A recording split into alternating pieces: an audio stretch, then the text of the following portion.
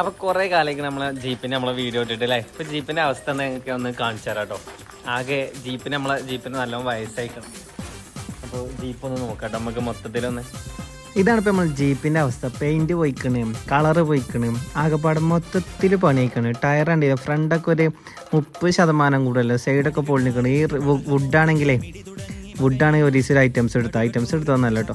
നമ്മളൊരു കൊളുത്തിക്കാണ് അങ്ങോട്ട് വലിഞ്ഞു, അതങ്ങോട്ട് കീറി. ബാക്കത്തെ ലൈറ്റ് ഒന്ന് നോക്കാതെ റിവേഴ്സ് എടുത്താൽ. ടയറൊക്കെ ആണെങ്കിൽ നൂല് കണ്ടിക്കണേ.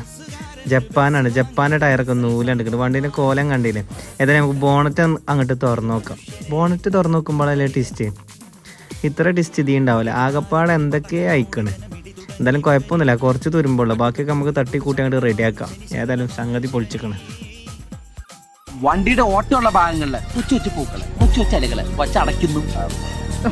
സാധാരണ കല്യാണ വണ്ടി കലകരിക്കില്ല അതുപോലെ.